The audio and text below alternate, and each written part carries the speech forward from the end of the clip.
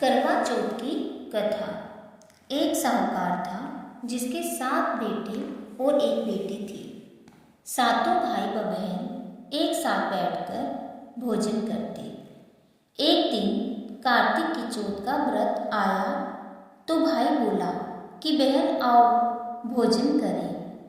बहन बोली कि आज करवा चौथ का व्रत है, चांद उगने पर खाऊंगी। तब भाइयों ने सोचा कि चांद उगने तक बहन भूखी रहेगी, तो एक भाई ने दिया जलाया, दूसरे भाई ने छन्नी लेकर उसे ढका और नकली चांद दिखाकर बहन से कहने लगे कि चल चांद उगाया है, अर्घ दे ले। बहन अपनी भाभियों से कहने लगी कि चलो अर्घ दे। तो भाभियाँ बोली कि तुम्हारा चांद उगा होगा, हमारा चांद तो रात को उगेगा।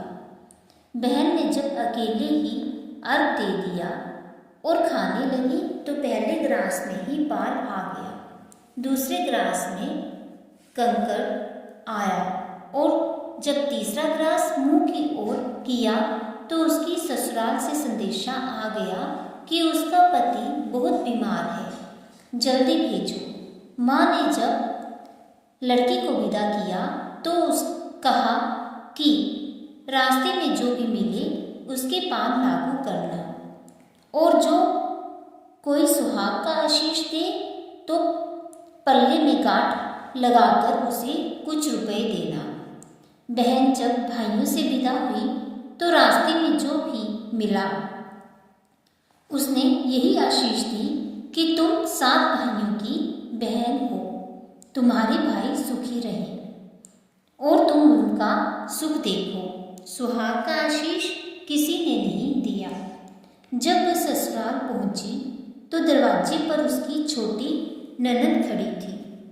वह उसके भी पाँव लगी तो उसने कहा कि सुहागन रहो, सपूती हो। तो उसने ये सुनकर पल्ले में गांठ बांधी और ननद को सोने का सिक्का दिया। तब भीतर गई तो सास ने कहा कि उसका पति धरती पर पड़ा है, तो वह उसके पास जाकर उसकी सेवा करने के लिए बैठ गई। बाद में सास ने दासी के हाथ बची कुची रोटी भेज दी। इस प्रकार से समय बीतते बीतते मंगसिर की चौथ आई तो चौथ माता बोली, करवा ले भाइयों की प्यारी करवा ले। लेकिन जब उसे व्रत चौथ माता नहीं दिखी तो वह बोली, हे माता, आपने मुझे उजाड़ा तो आप ही मेरा उद्धार करोगे, आपको मेरा सुहाग देना पड़ेगा।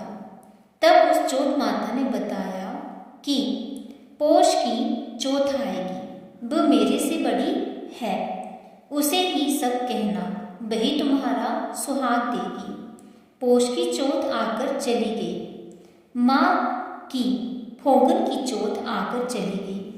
चैत, बैसाख, जेठ, आषाढ़ और सावन, भादों की सभी चौथ आई और यही कहकर चली गई कि आगे वाली को कहना।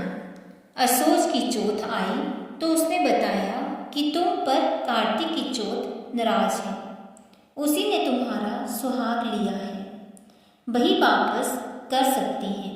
वही आएगी तो उसका पांव पकड़कर विनती करियो।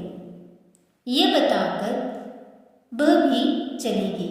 जब कार्तिक की चौथ आई तो गुस्से में बोली, भाइयों की प्यारी करवा ले, दिन में चांद उगानी करवा ले, व्रत खंडन करने वाले करवा ले, भूखी करवा ले। तो ये सुनकर वह चौथ माता को देखकर उसका पांव पकड़कर गिड़गिड़ाने लगी, हे चौथ माता, मेरा सुहाग तुम्हारे हाथ में है, आप ही मुझे सुहागन करें। तो माता बोली, पापनी हत्यारनी, मेरा पांव पकड़कर क्यों बैठ गई? तब बहन बोली कि जो मुझसे भूल हुई उसे क्षमा कर दो, अब भूल नहीं करूँगी। तो चौथ माता ने प्रसन्न होकर आंखों से काजल, नाखूनों में से मेहंदी और टीके में से रोली लेकर छोटी उंगली से उसके आदमी पर छींटा दिया तो वह उठकर बैठ गया और बोला कि आज मैं बहुत सोया। वह बोली, क्या सोया? मुझे तो 12 महीने हो गए। तब जाकर चौथ माता ने सुहाग लुटाया। तब उसने कहा कि जल्दी से चौथ माता का उज्जमन करो। जब चौथ की कहानी सुनी, करवा पूजन किया तो प्रसाद खाकर पति पत्नी दोनों चौपड़ खेलने में बैठ गए।